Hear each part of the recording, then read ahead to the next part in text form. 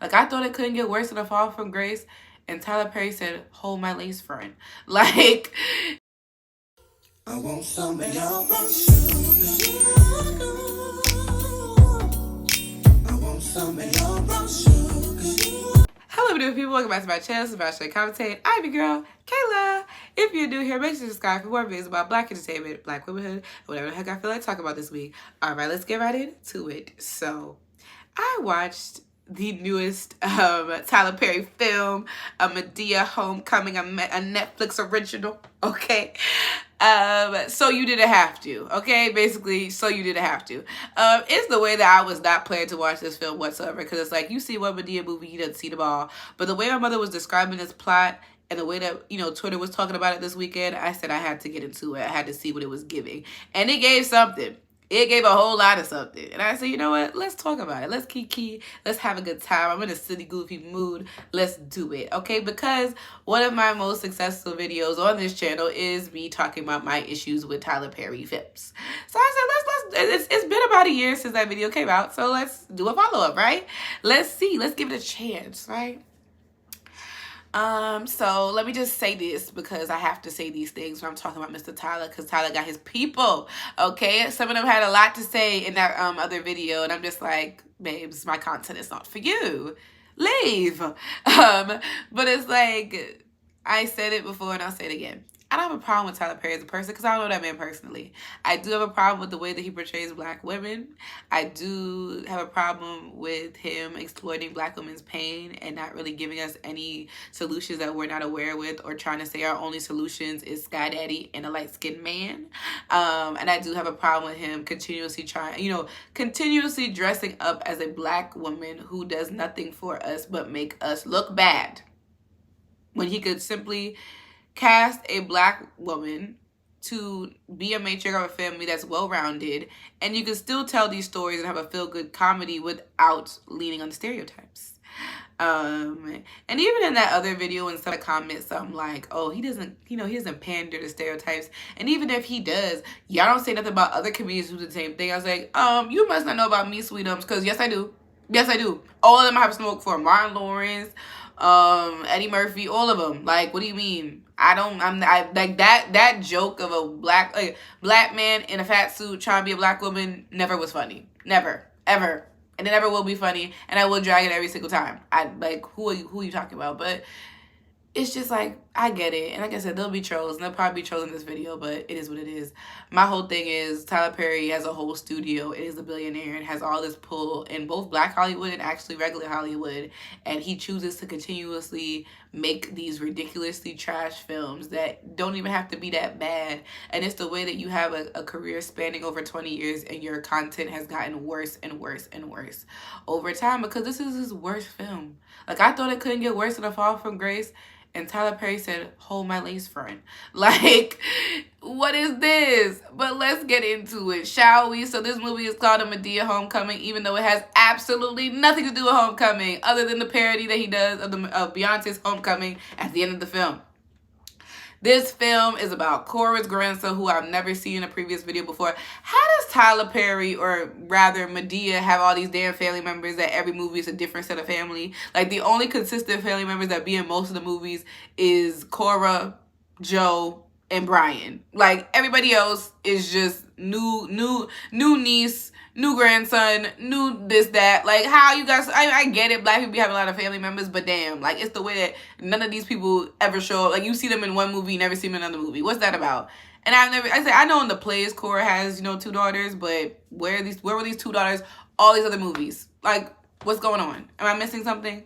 Anywho, why am I questioning it?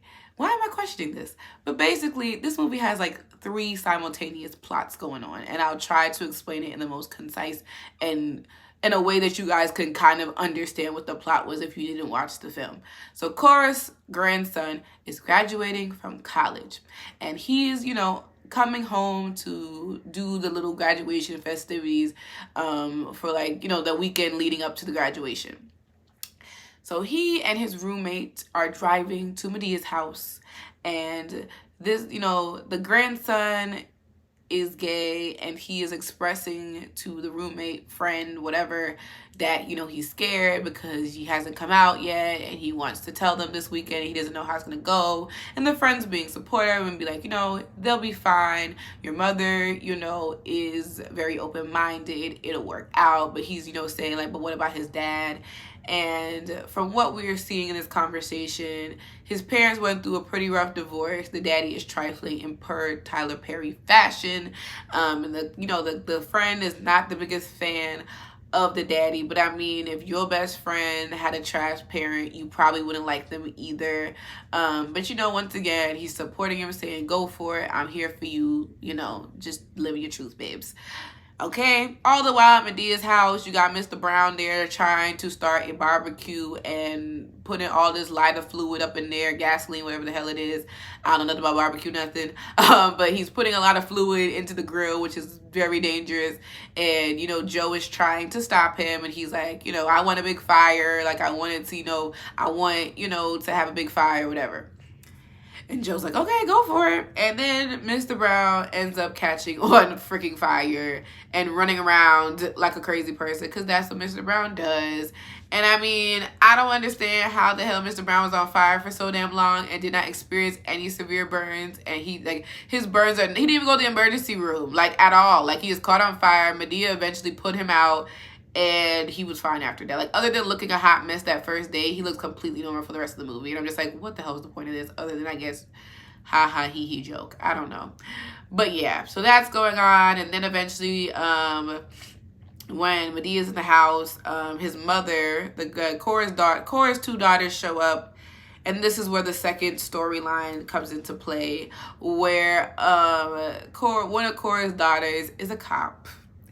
And Joe is not a fan of this cop daughter because, you know, what's going on in the world today. And, you know, Joe and this daughter, or Cora's daughter, are having this back and forth about police. And he's like, you know, it's because of you why people are rioting in the streets. And, you know, I'm here for it. Like, burn it all down. Y'all got to stop killing us. All of that stuff. And, you know, Madea is like taking this kind of neutral stance, but more so on the side of the police officer, which was surprising considering how much in trouble that Madea gets in with the police. Like, what?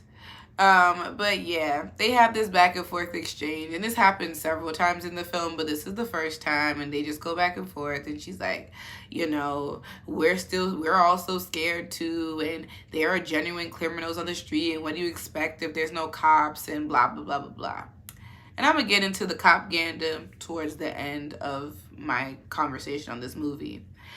But yeah, all the while, you know, the mom, Cora's other daughter, who's the mother of the grandson graduating, she comes in. She is, the actress is, the woman that plays Janae on The Game. If you know who that is, you know who I'm talking about. I'll put her name down here, you know, if I don't, you know what I'm talking about. But she, you know, brings her lawyer friend or her best friend, and who's supposed to be like, you know, a lawyer, basically helped her get through her divorce. She's close with the family, the whole nine. And, you know, everybody's talking, you know, they're discussing, you know, if the guy's father is going to show up, and everybody's like not here for it, like, because he's horrible, he's trifling, you know, the whole typical Tyler Perry thing. Okay, finally, the guy and the grandson and his friend come in. Everybody's all, you know, celebratory and happy. Everything's cool. And then the night goes on, because everything's kind of like, you know, typical Tyler Perry hijinks. Night goes on, and then in an unexpected turn of events, the roommate's family ends up coming. I'm assuming the roommate's biracial, because he's from like Ireland, I think it was. So his grand aunts, is this his grandma and his grand aunt, or they're both aunts? I'm not quite clear, but they come to surprise him to come to the graduation, and he's really thrown off. And they have this really awkward like first encounter with Madea and everybody, and you know, they're just really hostile to them, which I don't understand why. Like, I mean, I understand when they first broke in because they didn't explain who they were, but once they realized it was like the guy's friend, why were they being so weird? And just like, I don't know, like that whole scene was just cringy as hell. But basically they decided to go to Red Lobster because, like I said, there's a lot of random like Beyonce references in here, so they decided to go to Red Lobster. They have, you know, they're in Red Lobster. And I mean, this is where the more the police conversation happens. And Joe ends up coming to the dinner wearing like a better t-shirt on, as well as dressing like he's a member of the Black Panther Party. And he is, like I said, talking about defund the police. And him and the woman, the daughter, whatever, get into a back and forth. And she, like I said, is saying, well, how can you defund the police? You need police. And, you know, whatever. And then Madea tries to de-escalate the situation by saying, like, you know, everyone's just talking back and forth. No one's really listening to each other. And also basically saying, like, you shouldn't take Joe seriously because he don't be knowing what he talk about. And then literally she, like, makes Joe's car alarm go off. And Joe's like, oh, get the police. My car, like, who stole it? Who's stealing my car? Basically trying to say, like, how you instinctively, you know, calling for the police, which you wanted them to be defunded. And I'm just like, interesting take. But yeah, I mean, the rest of it is like, them just having typical conversation. Madea talk about her days as a stripper. She makes a Cardi B reference. It will not be the first time. And they have their little surf and turf, you know what I'm saying? And they try to make biscuits. Mr. Brown and the grandma or great aunt are hitting it off real well. They end up taking chocolate out of Medea's purse, which actually ends up to be edibles, so they're the two of them are high as hell. And then obviously typical shenanigans ensues after that. After the dinner, they go home and they're all chilling in the backyard where the guy's father shows up, and everybody's obviously like, why the hell is he here? He sucks, boo, tomatoes, tomatoes, tomatoes, throwing tomatoes. And he is here because the grandson invited him there, and he was like, you know, I wanted to get y'all together to talk to you guys about something. And this is when he comes out to everyone, and everybody's like, well, we already kind of do that, but everybody's supportive for the most part, which, you know, good for them. But then something weird's going on because the best friend, the mom's best friend, and the daddy are having a lot of chit chat going on, and everybody's like, what the hell is this? Like, why y'all so chubby all of a sudden? What's it giving? So then the dad comes out and says him and the best friend have been together, and either he said they were engaged or they were married. It wasn't really clear. But of course, everybody's like, what the hell is going on here? What do you mean? I thought she's supposed to be the girl's best friend. She was your divorce attorney. It's looking bad all around. So then, of course, that's a whole thing, and Madea ends up firing a gun because she's just so damn mad.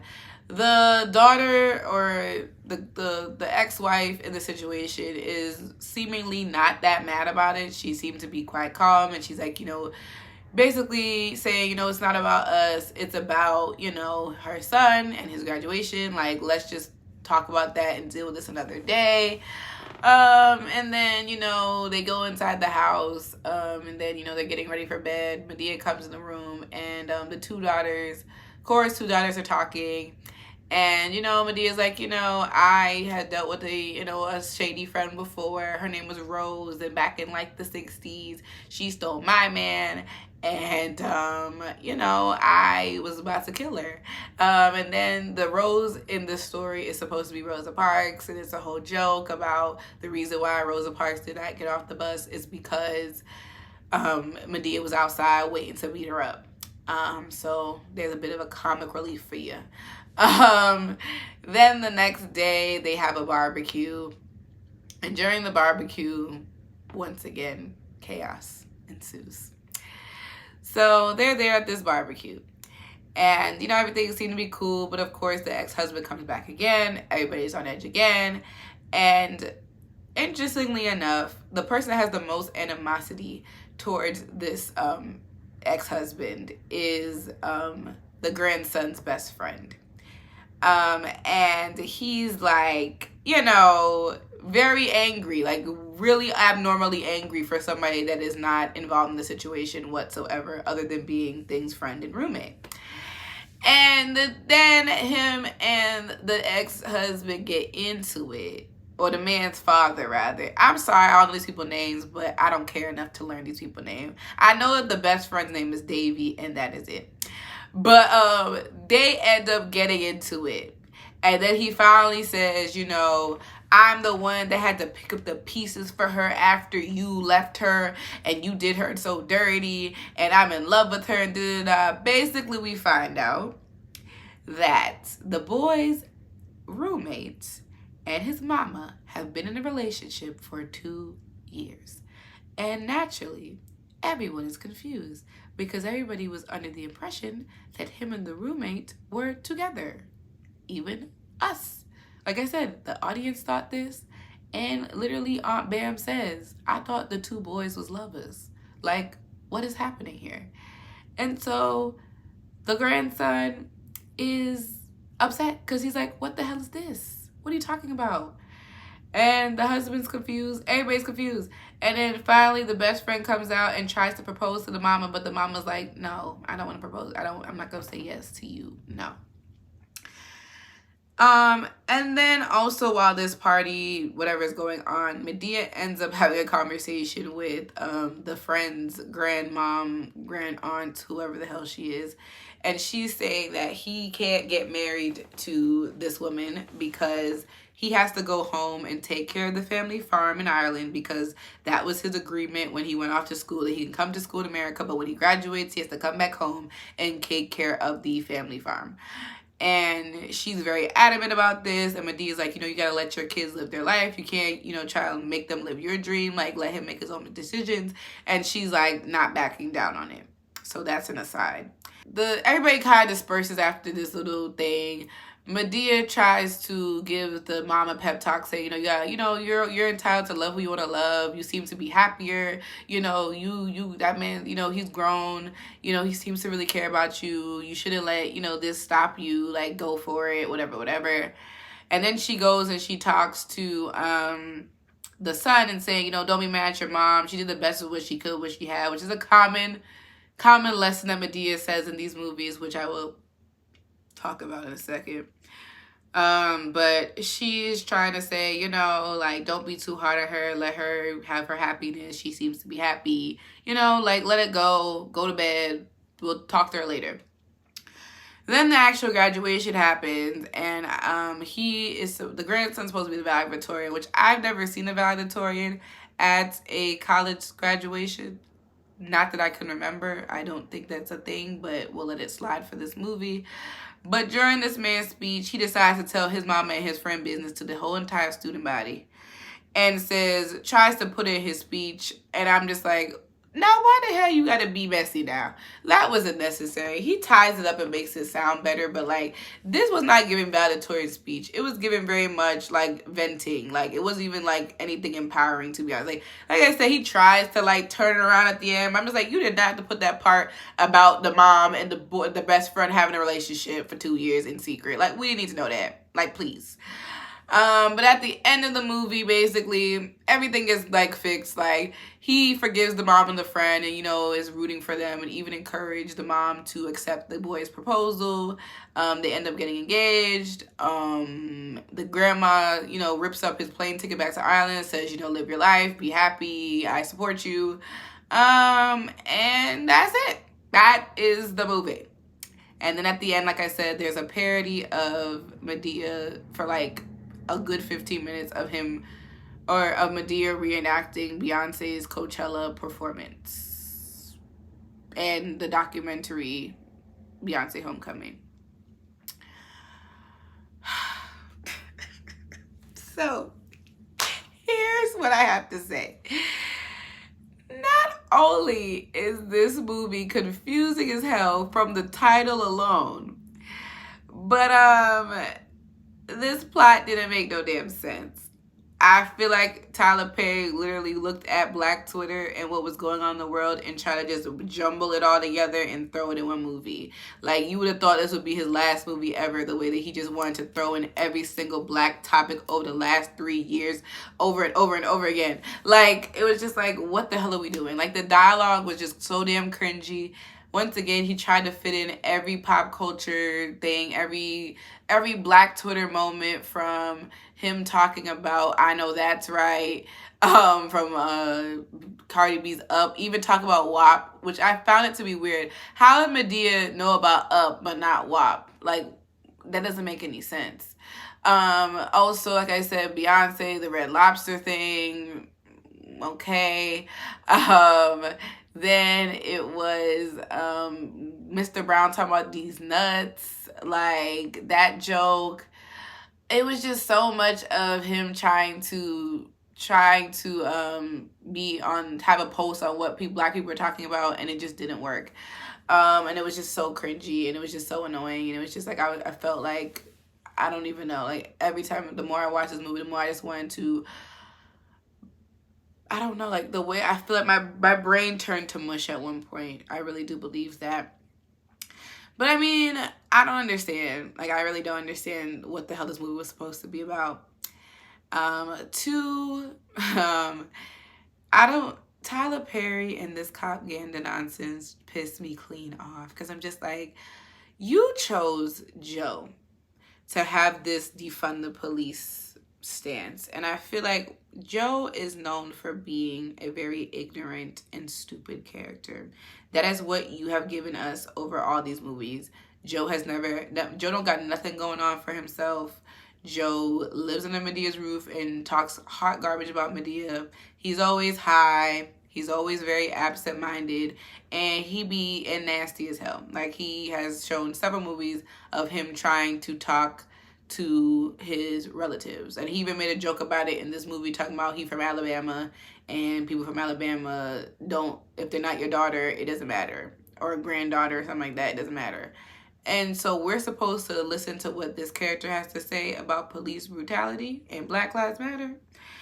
And I'm just like, you don't have the range, Tyler Perry, to talk about police, like, at all. And I'm just like, for you to sit there and, like I said, have this ignorant character talking about defund the police and trying to say, well, the world needs police, because even if something happens to you, you're the first person you call the police. And I'm just like, no. Like I said, if it was my movie, it would be abolish the police, but that's why I don't make movies. Because at the end of the day, like, the police have been nasty as hell for the past, like, since forever. Like I said, the police system, the justice system from the beginning was meant to disenfranchise and be violent towards Black people. There's a reason why there's more police in inner cities and places where the populations of Black and brown people are high. There's a reason for it.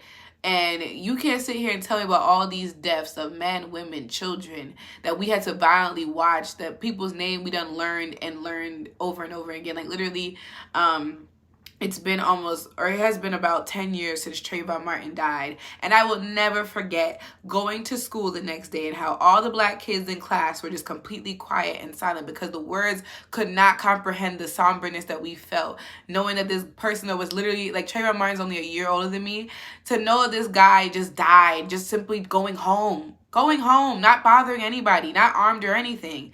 And then we find out months later that his killer got away with it, showing how fragile our lives were. And there's plenty of other people, what we see, like I said, young people, older people, men, women, babies getting killed by the police. And you're going to tell people that they don't have a right to be mad. They don't have a right to question the system and what is, like I said, the principles in which it was founded on. We don't have a right to riot, talking about, oh, you're destroying property in the neighborhood you live in. Who gives a damn about property when people are dying? Are you dead serious? And I'm like, you don't even get to talk. You a billionaire. Like, these type of problems don't bother you anymore because you don't live in these neighborhoods no more. And then you drop this. Like, this plot had nothing. The part with the daughter being a cop and her interaction with her and Joe be nothing. It doesn't contribute to the plot at all. You can completely take out this whole plot, cop conversation out of the movie and it changes nothing. So what the hell was the point? Then we have a brief conversation on gentrification. And I said, Tyler Perry, you cannot talk about gentrification when you have a studio that is literally in the city of Atlanta, not too far from College Park and all that. And you don't think that you putting that studio there, that the people who live in those surrounding areas rent did not go up because Tyler Perry Studios is there? You don't think that people had to get kicked out of their homes because they can't afford their homes anymore, or their homes are being replaced by big hotels so that it can accommodate the actors and actresses that use your studio? You don't think that you part of the problem? The call is coming from inside the house. The call is coming from, and that you should shut the hell up. Shut the hell up. Like, please don't talk about gentrification, babes. Don't. You are the gentrification. Thirdly, like I said, you are, like, I don't understand why we are rooting for this woman who is dating a man half her age and is supposed to be her son's roommate. That's weird. Like, we're supposed to root for this. Why? You're telling me she couldn't just find, like, maybe a family friend or a next door neighbor or a childhood friend or something and just date him and find love that way? That would have been more interesting than her dating some dude half her age. It's weird. It's weird. Like, I don't care if he's, like, 23 years old. That's still weird to me. Like, maybe if he was 30 or, like, in his 30s or something, this was supposed to be damn near 50, if not 50. And you're telling me she's supposed to be dating a 23-year-old and we're supposed to be okay with that? No. Then Tyler Perry loves to have this storyline in all of his movies where he gives a speech where Madea is talking about, your parents did the best they could with what they had. And you just need to, you know, be grateful for them and whatever. And it's like, here's the thing. While I do believe part of that statement is true, where your parents did the best they could with what they had. And I mean this to parents who genuinely did the best they could with what they had. Like, they did their best to do right by their kids and not inflict trauma on them. This is not for people who have toxic ass parents who think because they're your parent, they could literally treat you like a piece of property or you're not a person. Or parents, especially even fathers who barely showed up in their kids' lives, or, you know, were toxic or abusive to their kids, or who were even present in the home and were not even emotionally available to their kids. That's not the best they could do with what they had. They did you wrong, and you are entitled to feel wronged by them. Luckily in this movie, the mother wasn't that toxic, but this is not the first time that Tyler Perry had that message in a movie, and I need him to stop freaking doing that, because you're promoting a lot of toxicity, and I don't like that. Like, I don't like it. And like I said, Madea as a character does nothing for us as Black people. Like, she doesn't. And it's like, you can't sit here and tell me that you had to, like, because I think the whole thing was Tyler Perry bringing Madea back because he did retire the character, was because the world is so bad and it needs laughter. But I'm like, you could have just made a feel-good family film without Madea. Madea doesn't need to be here. Like, you're a big enough person now that you can make movies without Madea and people will still go out and see it because it's you. You couldn't tell me that you couldn't make a good feel-good film about a family and a queer, you know, Black character coming out to his family, and what does that look like, and how does that look when a Black family actually supports the character, and like all of that. We could have did that, and we didn't do that because you wanted to do all this other nonsense again, per usual. Like, the plot always gets lost in these films. And then on top of that, you want to drag Beyonce into it. For what? Like, yeah, I guess it makes for funny, like, viral moments on Twitter, because Twitter seems to be eating it up and thinking it's funny. But I'm like, you took Homecoming, which was such a love letter to Black HBCUs and Black culture, and literally what makes Beyonce one of the greatest entertainers of all time, and you made a joke out of it. For what? It didn't even add to the plot. It had nothing to do with the movie. Like, it would be one thing if the character was, maybe it was his first year in college and he was having his first homecoming and everybody was so excited and he told the family to come out and see him, or maybe Madea and them decided to come surprise him and then she dresses up like Beyonce and acts the fool at the school.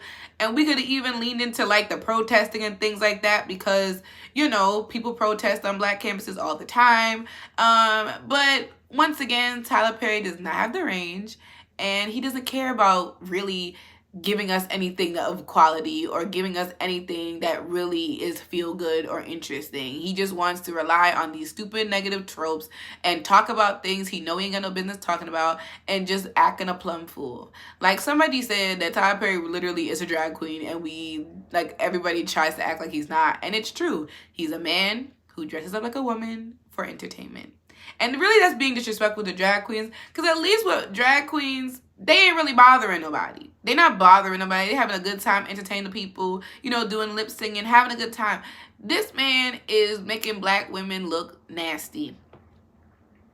He is making us look like all we are angry and bitter and just going through man troubles all day long. And like I said, all we need is a light-skinned man. Because even in this movie, her ex-husband was dark-skinned and bald and evil and unbearable.